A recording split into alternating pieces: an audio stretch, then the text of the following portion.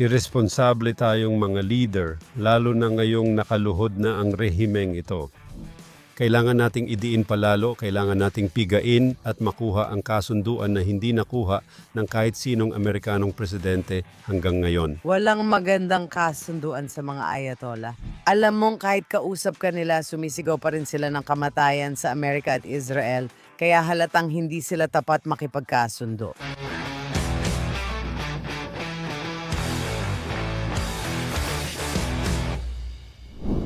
Shalom at welcome sa bagong episode ng Israel Undiplomatic. Ako si Mark Regev at narito ako gaya ng dati kasama ang aking co-host na si Ruthie Bloom at kami ay nakikipag-usap sa inyo ngayon. Noong ika-11 ng Pebrero sa araw na magkikita sina Trump at Netanyahu sa White House, sa tingin ko ito na ang kanilang ikapitong pagkikita mula kay Netanyahu.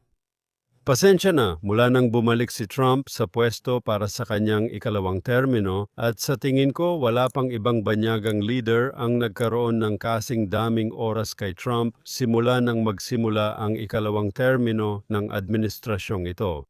Ruthie, ano sa tingin mo ang nangyayari? Una sa lahat, gusto ko lang magbigay ng isang paglilinaw. Sa totoo lang, ikawalong pagkikita na nila ito, 7 sa Estados Unidos at isa nung pumunta si Pangulong Trump sa Israel. Walang kapantay ito. Tama ka, ngayon ang pagkikitang iyon. Lahat ay ilang araw nang sinusuri kung ano ang kanilang pag-uusapan at bakit si Netanyahu. Bakit siya biglang lumipad doon? Nakatakda naman siyang pumunta doon sa susunod na linggo. Bago tayo makarating sa usapang yan, pakinggan muna natin kung ano ang sinabi ni Pangulong Trump kay Larry Kudlow sa Fox News Business kahapon. Sa palagay mo ba posible ang pangmatagalang kasunduan sa Iran sa ilalim ng kasalukuyang rehimen? Hindi ko alam, ibig kong sabihin, hindi ko talaga alam. May isang bagay lang akong sigurado.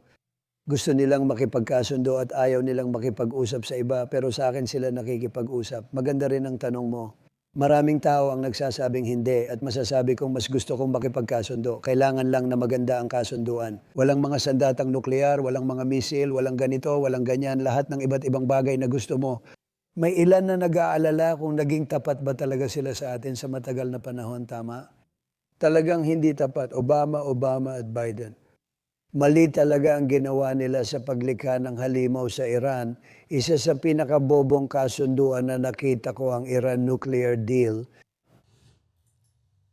RUTI. Ngayong araw ang meeting, nagbibigay ito ng pag-asa at alam ko ang pinag-usapan natin noong nakaraang linggo. Tutol ka sa kahit anong kasunduan pero kung magkakaroon man ng kasunduan at wala akong parehong ideolohikal na pagtutol na meron ka. Kung magkakaroon ng kasunduan, kahit paano ay magkakaroon ka ng ginhawa sa katotohanan iyon. Sinabi ng Pangulo ilang oras bago ang pagpupulong na ito ay magiging isang kasunduan na kasama ang issue ng nuclear.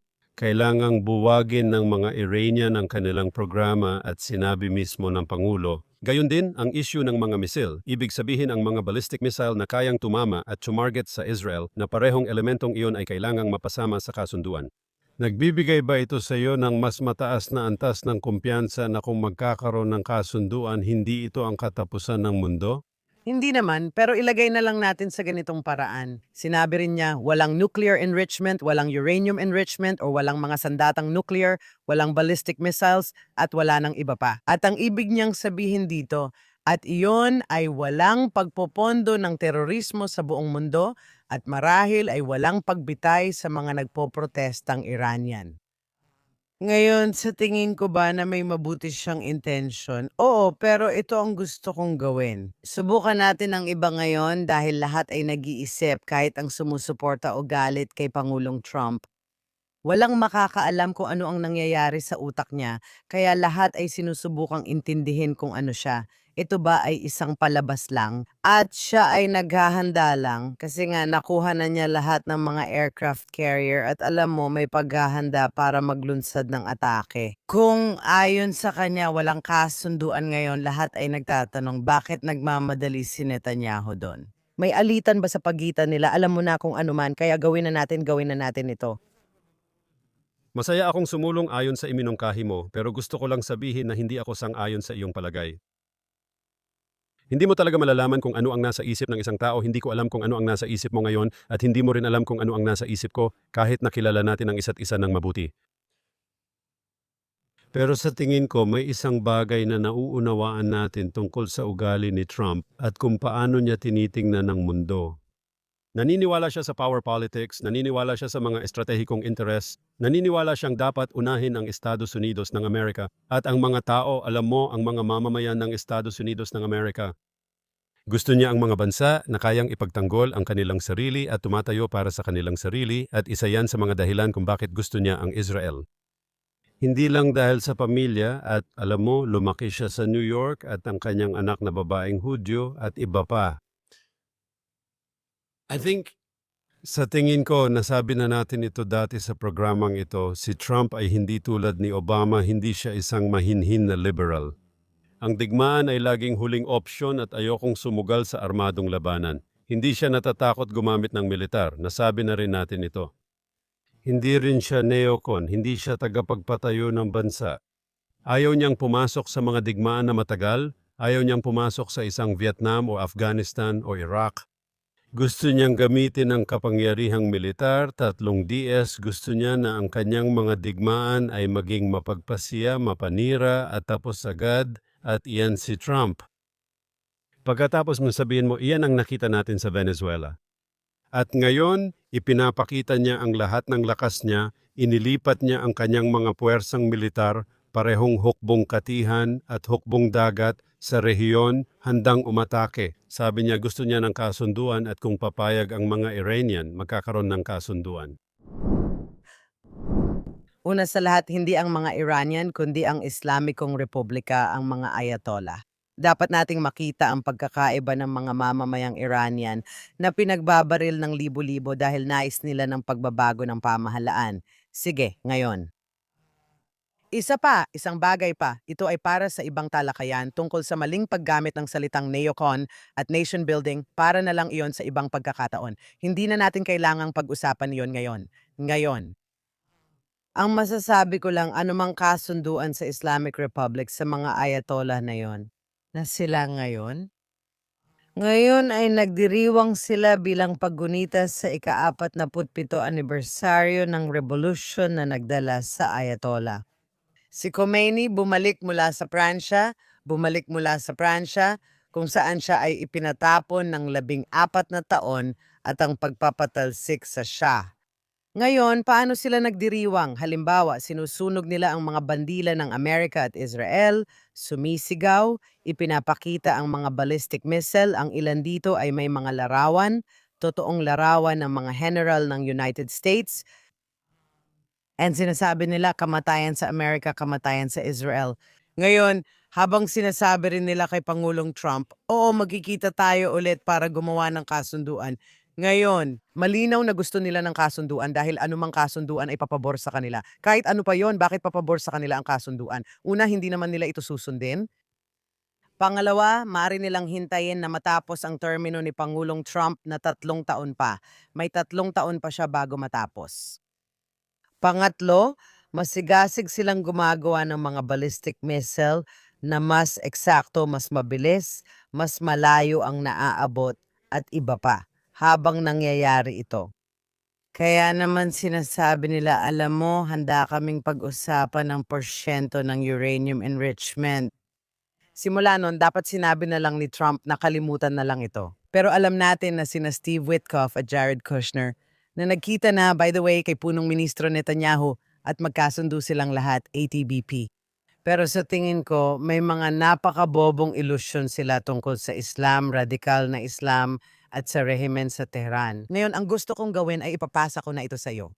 Pinag-usapan natin kung paano gumawa ng role play at simulation tungkol sa totoong nangyari sa likod ng saradong pinto kina Netanyahu at Trump ngayon. Dahil kahit ano pa ang lumabas, kahit ano pa ang sabihin nila sa publiko, hindi natin maaaring asahan na yon ang magbibigay sa atin ng totoong palatandaan kung magkakaroon nga ba ng isang military strike o hindi. At isa pang punto ay mukhang lahat ng tao sa Israel ay naniniwala doon. Isang bagay na sasabihin ni Netanyahu kay Pangulong Trump ay, kung gagawa ka man ng anumang kasunduan, hindi lang basta, pakiusap siguraduhin mong kasama ang ballistic missiles sa mga kasunduang iyon dahil iyon ay isang banta sa pag-iral ng Israel. Huwag mong itali ang kamay ng Israel, pakiusap. Kung gagawa ka ng kasunduan, huwag mong isama, Huwag mong ipangako sa mga ayatollah na ang kasunduang iyon ay pipigilin ng Israel na kumilos ng mag-isa. Pwede ba akong makipagtalo? Kailangan ko munang gawin ito bago tayo magpatuloy. Tinawag mong isang banta sa pag-iral ang ballistic missile threat. Sige, at sa tingin ko ay sobra naman yata yan. Ang usaping nuclear ay banta sa pag-iral sa tingin ko. Tinawag ng mga Iranian at ilang radical na leader Arabo ang Israel na bansang kayang pabagsakin ng isang bomba. Napakaliit namin sa heograpiya para sa aming Amerikanong tagapanood. Mas maliit pa kaysa New Jersey, halos kasing laki ng Delaware. Maliit ang bansang ito, nakatuon sa Tel Aviv. Totoo, ilang nuclear bomb lang ay maaring wakasan ng Israel, kaya banta ito sa pag-iral. Sang-ayon ako ng 100% pero sinabi mo ang ballistic missile program kaya ang ballistic missile program ay maaring makasakit sa amin, maaring makapinsala sa amin ng malala. Nakita natin sa 12 araw na digmaan, ano nga ba iyon? Sa palagay ko, halos 30 sibilyang Israeli ang napatay ng mga bomba, alam mo mga ballistic missile na sumabog sa mga tirahan at iba pa. Hindi madali. Pero ang tawagin iyon na isang banta sa pag-iral ay parang minamaliit mo ang salitang pag-iral. Parang terorismo, alam mo, parang naranasan na natin ang mga ganitong bagay dati. Isa itong banta, isa itong hindi katanggap-tanggap na banta. Kailangan nating alisin ang banta pero hindi ito banta sa pag-iral. Sige, naintindihan ko ang punto mo. Pero nakadepende pa rin ito sa kung gaano ka-eksakto at kung gaano kalayo ang mararating na mga missile na yon. Alam din natin na may mga poster, mapa, ah, um, inilagay ito sa Iran na may mga larawan ng Central at mas malawak na Tel Aviv. Nasa Hebreo ang banta na paparating ang mga bomba para sa inyo. Ngayon, gaya ng sinabi ko, magkunwari muna tayong mag-role-playing. Okay, dahil ikaw ang diplomat at ako ang hindi diplomat, gusto kong sabihin na alam ko na yon. Sa totoo lang, napaka-diplomatic din ni punong ministro Netanyahu. Kahit matapang siya, ayaw niyang makabangga kay Trump at wala namang dahilan para gawin yon. Pero maliban sa mga kaso tulad ng relasyon sa Turkey at Qatar, marami talagang mga nakakabahalang bagay at may kinalaman ito sa Gaza. Bago siya umalis, bago siya sumakay ng eroplano papuntang Washington, sinabi niya, alam mo, na ang mga pag-uusapan niya ay kasama ang Gaza at iba pa, alam mo, ang Board of Peace, mga isyong panrehayon. Alam naman natin na ang Iran ang ulo ng pugita, kaya ito ang sasabihin ko. Isipin mo ang sumusunod na pag-uusap kung saan si Netanyahu maingat at may malaking paggalang. Sige na, hindi na sasabihin ay magsasabi sa kanya, Pangulo, Ginoong Pangulo na may buong paggalang. Walang magandang kasunduan sa Ayatollah. Hindi nila tutuparin ang kasunduan. Tulad ng sabi mo, sina Obama at Biden ay maraming nagawang pinsala, lalo na si Obama. At ang dahilan ay hindi dahil masama ang kasunduan mismo, kundi dahil hindi iyon ang layunin nila, ang interes nila ay regional at pandaigdigang paghahari. At alam mo yan at ginagawa nila yan sa pamamagitan ng kanilang mga proxy at iba pa. Habang kausap ka nila, sumisigaw sila ng kamatayan sa Amerika, kamatayan sa Israel. Kaya napagtanto mo na hindi sila nakikipag-usap ng tapat at alam mong hindi mo sila mapagkakatiwalaan. Sabi mo nga mismo, kaya mo pinunit ang kasunduan. At tayong lahat walang may gusto ng digmaan. Pero minsan, gaya ng nakita natin nung ikalawang digmaang pandaigdig, gaya ng nakita natin pagkatapos ng ika-7 ng Oktubre, minsan talaga wala kang ibang pagpipilian. Pagkatapos ng lahat, nangako ka ng tulong sa mga mamamayang Iranian at di nila inakalang kasunduan ang ibig sabihin nito. Hindi ko akalaing sasabihin ni Netanyahu ang huling pangungusap na iyon. Sa tingin ko sobra na iyon para sabihin ng punong ministro ng Israel sa Pangulo ng Amerika. Alisin na lang natin ang bahaging yon dahil hindi ko ito nakikitang makatotohanan. Sa tingin ko malamang sasabihin ni Trump na may opsyong militar tayo. Nilipat ko na ang mga kagamitan sa rehiyon. Alam mo, handa na ako tulad ng infantry at alam ng mga Iranian na handa akong kumilos. Pero si Bibi, sasabihin pa niya sa kaibigan niya, di ba? Meron tayong opsyong militar, pero opsyong militar nga. Alam mo kung paano nagsisimula ang mga ganitong bagay. Hindi mo alam kung paano matatapos. Hindi mo talaga alam kung ano ang mangyayari.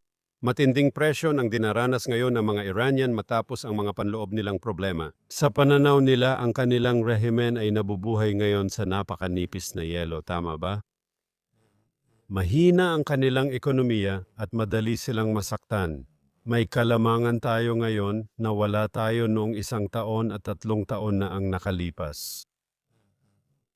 Ngayon, ginagamit ko ang lakas militar, panloob at ekonomikong kalamangan. Makakakuha na tayo ng kasunduan. Alam kong hindi sasabihin ni Trump kay Netanyahu ang totoo tungkol sa rehimeng ito. Alam kong nagsisinungaling at nandaraya sila.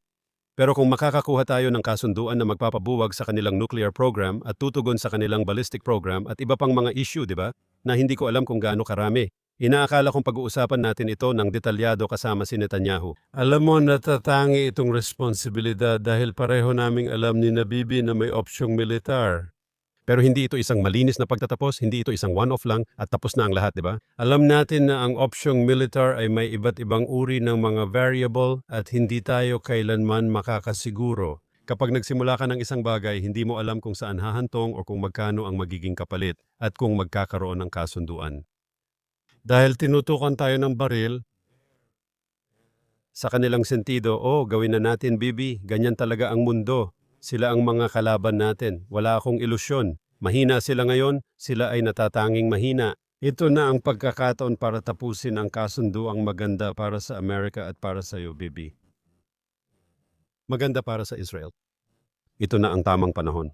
Hindi na magkakaroon ng mas magandang pagkakataon para makakuha ng magandang kasunduan. Pero Ginoong Pangulo, gaya ng alam mo, bilang isang kilalang tagagawa ng kasunduan, hindi ngayon ang tamang panahon para makipagkasundo sa mga tao. Kapag sila ay nasa pinakamahina nilang kalagayan, dun dapat sila nagmamakaawa para mabuhay, hindi para makipagkasundo. Nasa pinakamahina silang punto ngayon. Tama, kaya nga nila sinusubukan. Niloloko ka nila, sinusubukan nilang linlangin ka at sinasabi, sige, handa na kaming makipagkasundo. Dahil aminin na natin kung posible lang talaga. Sabihin na nating isusuko nila ang kanilang mga nuklear, isusuko nila ang kanilang ballistic missile program, ititigil nila ang kanilang terorismo, ititigil nila ang pagpatay sa mga nagpoprotesta. Hindi na sila magiging kung sino sila, hindi na sila magiging pinakamalaking taga-suporta ng terorismo ng Estado, hindi na sila magiging mga jihadista na sila, hindi na sila magiging mga siraulong Shiite na sila. Dati kong sinasabi kung may gulong lang ang lola ko, bas na sana siya. Imposible yon, hindi nangyayari yon at ganun din ang dapat nating sabihin tungkol sa Gaza.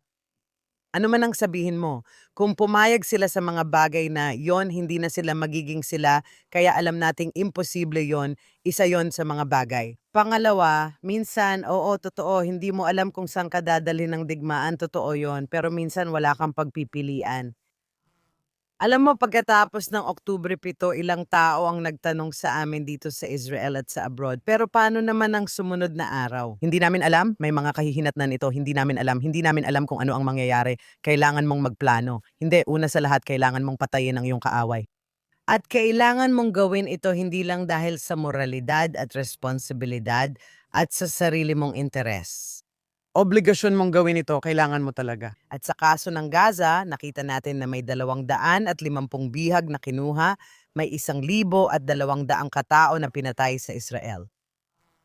Sa sandaling iyon, sinasabi nila, alam mo, baka dapat tayong makipagkasundo. Hindi. At ganun din ang para sa Iran sa puntong ito. Hindi mo na dapat payagan na magpatuloy ang Islamic Republic at kailangan mo ang tulong ng mga taga-Israel. Sinusubukan ng mga tao na pabagsakin ang rehimen at makakatulong ang aksyong militar sa kanila. Ang ilan ay mula sa labas, ang ilan ay mula sa loob at labas. Ruthie, bago ako sumagot bilang Trump, sasagot muna ako bilang Mark at sasabihin ko na hindi gagawin ni Bibi, punong ministro ng Israel, ang ganitong monologo sa Amerikanong presidente. Gusto mong panatilihing maikli ang iyong mga punto, gusto mong maging epektibo ang mga ito, pero sa tingin ko hindi gusto ni Trump na kinakausap siya sa parang monologo, tuloy-tuloy. Sabihin mo agad ang punto mo at mag-move on, tama? Sa tingin ko, ganun dapat sa Pangulo ng United States, lalo na kay Trump. Ngayon, sasagot na ako bilang Trump. Pinag-uusapan mo ang moralidad at isang masamang rehimen na dapat matapos. Tingnan mo, pagkatapos ng 11 ng Setyembre, may karapatan ng Amerika na pumasok sa Afghanistan at sipain tayo. May karapatan si George W. Bush sa ginawa niya pero hindi siya matalino, Bibi. Maaring tama ito sa moralidad pero hindi matalino. Naipit tayo sa Afghanistan ng 20 taon. Sino mag-aakala na pagpasok natin imbes na matapos agad ay tatagal pala tayo doon? Bibi, Paano naman ang Iraq? Bibi? Magandang desisyon ba yon? Naipit ba tayo ron? Hindi ba tayo tumagal ng taon? May moral ba tayong karapatan, Bibi? Pero sinasabi ng Amerika, sinasabi ko sa iyo, lalaban ang mga Amerikano kung pakiramdam nila wala ng ibang pagpipilian. Poprotektahan ng mga Amerikano ang kanilang bansa, poprotektahan ang kanilang pambansang interes, lalabanan natin ang ating mga kaaway. Kung posible ang kasunduan sa mga Iranian, may gusto akong sabihin sa iyo. Kung di papayag ang Iranian sa kasunduang inilatag ko, kung ayaw nilang buwagin ang nuclear program at hindi papayag sa ballistic missile issue, suportado ako ng mga Amerikano sa paggamit ng puwersa dahil alam nilang sinubukan ko muna ang lahat ng diplomatikong paraan. Kung wala iyon, hindi ko uulitin ang pagkakamaling ginawa ni George W. Hindi ko gagawin yon, Bibi. Paumanhin, nabanggit mo ang Iraq. Paumanhin, Sir Presidente, ang kausap mo. Sige, nabanggit mo ang Iraq. Sinabi ng Israel mula pa noon na huwag pumunta sa Iraq, Iran ang dapat. Sinabi ng Israel noon na maling target ang Iraq. At lahat ng nagsasabing ay ang digmaan sa Iraq ay dahil sa Israel. Hindi Iran. Sinabi ng Israel mula pa noon, Iran. Matagal ko na yung sinasabi, ilang dekada na, pero pinagtatawanan lang ako at sinasabing nagpapalaganap ng takot. Iyan ang isang bagay. Pangalawa, hindi natin inaasahan na magpadala ng sundalong Amerikano sa Iran. Hindi iyon ang layunin ng lahat ng ito. Nakita ng mga Amerikano ang tagumpay ng 12 araw na digmaan at Midnight Hammer, na kasama kasama ang B-2 bomber, malaking tagumpay iyon, ngunit hindi pa tapos. At iyan ang isang bagay, at ang isa pa ay ikaw kapag sinabi mong, sige, kung hindi sila makikipagkasundo, may lehitimo tayong dahilan. Ang sinasabi ko, sige, una sa lahat, may lehitimo ka namang dahilan kahit papaano. At saka nga pala, Mark, nung sinabi mo sa akin, punong ministro, hindi ganyang kakausapin ni Netanyahu si Trump. Maswerte ako na hindi ako ang pupunta ron at kakausap sa mga presidente. Tama ba? Pwede kitang kausapin ng ganun, Mark. Kaya mahalagang punto yan, pero isa pang mahalagang punto ay na ang mga Israeli, alam mo, ironically, hindi nagkakaisa ang mga Israeli sa karamihan ng mga issue. Pero isang bagay na nauunawaan ng lahat ng Israeli ay na ang banta mula sa Iran ay napakalakas pa rin at itinuturing ng mga Israeli na lehitimo para sa kanila na gumawa ng aksyon. Ang tanging tanong palagi ay, meron ba tayong kakayahan? Sapat ba ang ating mga interceptor kapag gumanti ang Iran or kapag sila ang unang umatake o nagpauna? Pero isang bagay ang tiyak, maraming eksperto sa Israel ang naniniwala na kung magtatagal ito o kung ayaw itong gawin ng Estados Unidos, maaaring wala ng ibang pagpipilian ng Israel kundi maunang umatake at salakayin ang mga ballistic missile site, kung hindi pati na rin ang mga personalidad ng rehimen. At alam natin na sa kabila ng lahat ng kasiyahan na nangyayari ngayon sa Islamic Republic, hulaan mo kung sino ang wala doon, si Ayatollah Ali Khamenei na nasa kanyang bunker. Pwede ba kitang sagutin, punong ministro, at sabihin ito, tama ang sinabi mo, ang aking Midnight Hammer na operation ay naging isang malaking tagumpay, pero sa totoo lang, ito ay isang malaking tagumpay. Dahil ito ay isang surgical strike na may particular na layunin at yun ay sirain ang mga tiyak na Iranian nuclear na target, pero ang mga tiyak na Iranian nuclear installations ay naalis, nabura. Sa Hammer natapos ang trabaho sa loob ng ilang oras lang. Kapag pinag-uusapan ang pagpapalit ng rehimen at pagbagsak ng gobyerno, alam mo na, Bibi, naranasan mo na ang digmaan. Mas malawak na ang layunin ngayon, mas mahirap na rin itong makamit. Sa tingin ko, kung gusto nating maging makabuluhan ang pag-uusap na ito, sinabi ko na sa iyo na mas gusto ko ang isang kasunduan, isang magandang kasunduan, hindi isang masamang kasunduan. Hindi ko ulitin ang mga pagkakamaling ginawa ni Obama, hindi ko rin ulitin ang mga pagkakamaling ginawa ni Biden. Gusto ko ng kasunduan na magiging maganda para sa Estados Unidos at naniniwala akong magiging maganda rin ito para sa Israel. Sabihin mo, Bibi, ano ang kailangan mo para maging maganda ang kasunduan? Pwede mo akong kausapin hanggang bukas. Ayaw mo nito, pero magkakaroon ng kasunduan kung papayag na ang mga Iranian ngayon. Nakausap ko kaninang umaga sina Jared at Steve, kasama kanila kahapon, sabi nila pumayag ka, pero sinabi mong hindi. Pag-aalis ng mga parusa kapag naipatupad na talaga ng mga Iranian, ibig sabihin walang kinalaman sa paglagda ng kasunduan. Aalisin lang ang mga parusa kapag sinimulan na nilang sirain ang natitirang nuclear infrastructure. Sumasang-ayon ako. Pagsasamahin natin yon. Ibig sabihin, sa ngiti at pagpirma lang, wala silang makukuha. Magiging isang yugto ito proseso batay sa pagpapatupad. Pangalawa, sinabi mong gusto mong panatilihin ang karapatang kumilos ng mag-isa para magprotekta. Tinatanggap ko yon, tinatanggap ko ang prinsipyong iyon at sasabihin natin yon sa publiko. Pangatlong punto, ballistic missiles. Bahagi ng kasunduan, kailangan itong maging bahagi ng kasunduan. At muli, ang mga parusa, ang pagtanggal ng mga limitation sa parusa ay mangyayari lamang ayon sa pagpapatupad. Meron pa bang iba na kailangan mo na maaari kong isama sa kasunduang ito? Pero kung magkakaroon ng kasunduan, ang tanging makakapigil lang dito ay ang mga Iranian. Kung sila ay tanga, kung ayaw nilang makipagnegosasyon, seryoso, kung ayaw nilang pumayag sa isang kasunduan, magkakaroon ng digmaan. Doon ko at ng mga Amerikano malalaman na wala talagang ibang pagpipilian. Sige, maganda ang punto mo. Sasabihin ko ito, tama ka talaga kung hindi si Netanyahu ngayon. Oo, tama yon. Mahalagang sabihin na hindi mo pwedeng itali ang kamay ng Israel kung sakaling hindi ito magtagumpay. Pangalawa, hindi ko sinasabi na kailangan mong umatake.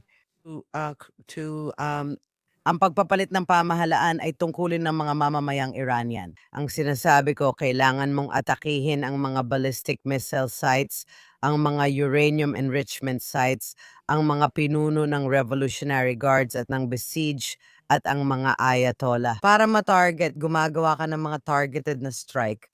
Hindi trabaho ng Amerika na magpatupad ng pagbabago ng rehimen sa ibang bansa. Hindi talaga. Talagang hindi iyon ang pinaniniwalaan namin o posible o gusto ng mga Amerikano at siguradong hindi iyon ang ibig sabihin ng America First. Ibig sabihin nito, binibigyan mo ng kakayahan ang mga Iranian na makalaya mula sa mga nagpapahirap at pumapatay sa kanila. At para magkaroon sila ng lakas ng loob at magawa nila ito para sa kanilang sarili. Yun ang punto nito. Sa anumang kaso. Muli, good luck. Hindi ako naniniwala na may good faith na kasunduan sa mga Iranian at pasensya na sa mga Ayatollah, hindi sa mga Iranian. Sa tingin ko, hindi nila babaguhin ang ugali nila kung sakali hindi na sila Islamistang rehimen. Kaya ang tanging tanong ay kung gaano karaming coordination ang magkakaroon ang White House at Jerusalem, gaano karaming coordination ang magkakaroon tayo. Gaano karaming abiso ang kailangan mo at gaano karaming abiso ang kailangan natin para dito. At sino ang mauunang umatake? Kailangan ba nating hintayin na atakihin tayo ng Iran bago tayo kumilos? Ito ang mga bagay na kailangan nating malaman at kailangan nating ayusin agad dahil umiinit na ang situation. At mukhang wala namang balak ang Ayatollah na pumayag sa alinman sa mga iyon at kung sakaling pumayag man sila, hindi rin nila ito seseryosohin. Nakikipag-usap ang mga tao at general ko sa mga tao at general mo. Gusto ko rin ang iyong chief of staff, mukha siyang matapang na general. Kung magkaroon ng digmaan, magkakaroon tayo ng mahusay na coordination. Maganda ang pagtutulungan natin, Bibi, ang grupo mo at ang grupo ko, ang mga general ko at ang mga general mo, maganda ang pagtutulungan natin. At kung magkakaroon man ng digmaan, inaasahan kong mas magiging maganda pa ito kaysa dati. Magiging maganda ang digmaan. Sobra ba yon kay Trump? Magandang armada, malaki. Maganda. Pero siguro. Pero si Bibi, sige, yan ang option. Kung magdesisyon ang mga Iranian na ayaw nila ng kasunduan, kung maging tanga ang mga Iranian at posible silang maging tanga. Pero kung papayag sila sa kasunduan, mangyayari lang yon dahil tinututukan ko sila ng baril sa, alam mo na, sa ulo nila. Kung pumayag sila sa kasunduan, Bibi, bibigyan natin ng pagkakataon kung makita nating nilalabag nila ang kasunduan at sasabihin ko yon sa publiko kung nilabag nila ang kasunduan. Agad ipapataw ang parusa at gagamit ng militar kung kailangan. May karapatan ng Israel na protektahan ang interes nila. Ngunit Bibi, dapat bigyan ito ng pagkakataon. Magiging irresponsable tayo bilang mga leader ngayon habang ang rehimeng ito ay nakaluhod na, habang ang rehimeng ito ay kakaibang mahina, kung hindi natin susubukang gamitin ang presyon at diplomasya. Wala akong ilusyon. Mga siraulo ang mga to, alam mo yan, pero kung mahina sila ngayon, kailangan nating tapakan ang kanilang leeg, kailangan nating pigain at makuha ang kasunduan. Iyon ay hindi nagawa ng kahit sinong Amerikanong presidente hanggang ngayon sa kanilang pakikitungo sa Iran, pati na rin ng bawat Iranyanong presidente mula pa kay Jimmy Carter. Kaya kong gawin ang kasunduan, ito na ang tamang panahon, gusto kong maging bahagi ka nito, gusto kong tulungan mo ako. Gawin natin ang kasunduan, magandang kasunduan ito, magandang kasunduan para sa ating lahat. Pero kung aalisin mo ang mga parusa, ang kanilang kahinaan ay magiging kanilang lakas.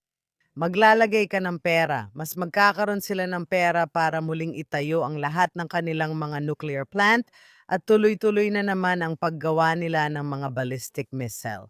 At sinasabi mong gagawin nila iyon? Hihinto ang kanilang pera. Oh, Pero, alam mo, tingnan mo lang ang mga ginawa nila nun. Hindi nila pinayagan ang mga inspector na pumasok sa alinman sa mga lugar. Paano natin? dahil sina Obama at Biden ay mahihinang leader, nagsimula silang maglaro ng mga laro.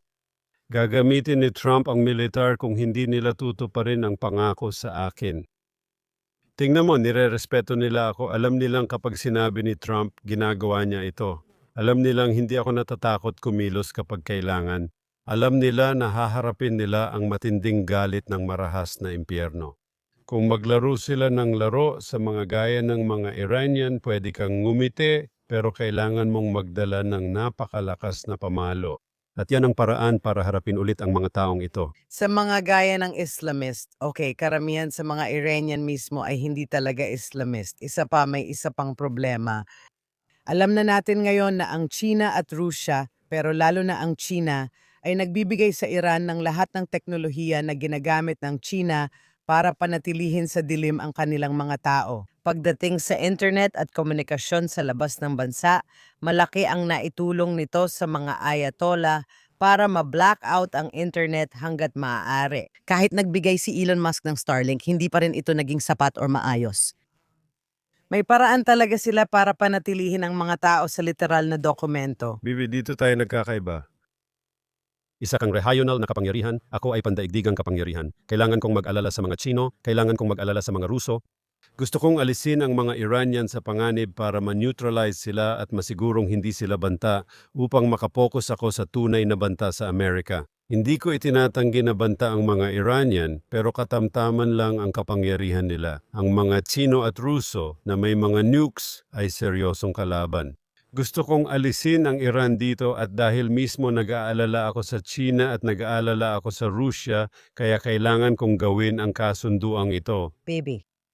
Pero sige, pero hindi ba taliwas yan sa pangako mo sa mga Iranian, sa mga tao ng Iran, na may darating na tulong? Pasensya na, sinabi ko na dati pero walang paraan para itaas ng punong ministro ng Israel. Wala namang epekto. Hindi naman talaga ako ang punong ministro ng Israel, alam ko yan. Pero ano ibig sabihin nun? Oo, buti na lang. Ano ang ibig sabihin nun? Ano nga ba ang ibig sabihin nun? Na may darating na tulong? Alam mo ba kung ilang libong Iranian ang napatay matapos mong sabihin yon at naging mas matapang pa silang magpatuloy sa pagpoprotesta sa mga kalsada? Alam mo ba ibig sabihin nun? Ano ba talaga gusto mong sabihin? May paparating na tulong, hindi iyon kasunduan. Sinusuportahan ko ang mga taong iyon, gusto kong makita silang bumangon at patalsikin ang napakasamang, kasuklam-suklam, masama, tiwali, inutil at teroristang rehimen na ito. Gusto ko mang mangyari iyon pero dapat manggaling sa mga mamamayang Iranian. Hindi ko pwedeng gawin para sa kanila. Kung makuha natin ang kasunduang ito na magpapahina sa rehimen ng Iran at magtatali sa kanilang mga kamay, posible itong makatulong sa pagpapalit ng rehimen sa hinaharap. Gaya ng mga target na pag-atake sa Basij, Revolutionary Guards, proyektong infrastruktura at Supreme Library. Walang nakakaalam ng kalalabasan nito. Hindi naman laging may gintong daan o daan na puno ng panganib, di ba? Delikado ang parehong daan.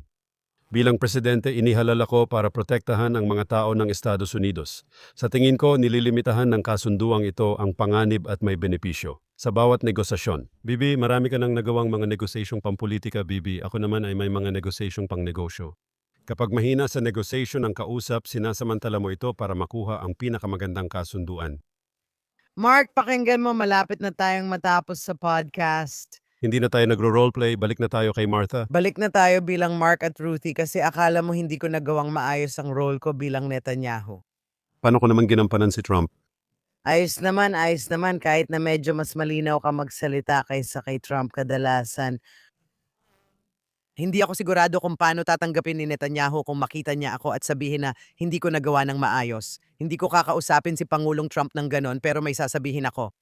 Bahagi nito ay may kinalaman sa interpretation natin kung ano talaga, kung ano ang sinasabi ng hindi tuwirang sinasabi or kung ano ang ibig sabihin. Hindi pa rin natin alam ang tunay na nangyari sa likod ng saradong pinto kahit may mga pampublikong pahayag. Balik tayo kina Mark at Ruthie. Ako, tulad ng marami sa aking mga kapwa Israeli ay talagang umaasa na magkaroon ng isang opensibang militar laban sa Islamic Republic. Gayunpaman, kung ito man ay koordinado sa Estados Unidos o inunahan ng Israel o hindi inunahan, pero sa tingin ko, kailangan talaga itong mangyari at magkakaroon din ito ng epekto sa iba pang bahagi ng rehiyon na nananatiling talagang mapanganib. Gaza, Syria, ano ang nangyayari sa Turkey? Lahat ng yan, pati na rin ang mga Houthi sa Yemen. Sa tingin ko, ito ay napakahalaga. Kaya ibibigay ko sa iyo ang aking pagsusuri at hindi ang aking personal na kagustuhan. Sa tingin ko, sa huli, nakasalalay na lahat ito sa baliw na rehimen ng Iran. Kung susundin nila ang mga kompromiso ni Trump, magkakaroon ng kasunduan na dapat tanggapin ng Israel. Sana dahil sa pagbisita ni Netanyahu, maging kasunduan ito na mas kaunti ang problema kaysa inaasahan. Pero ang impression ko sa lahat ng nakita natin mula sa Pangulo ay gusto niya ng kasunduan. At kung iniisip niyang makakakuha siya ng kasunduan, magiging maganda ang kasunduang yon. Hindi yung tinatawag niyang masamang at hangal na kasunduan ni Obama.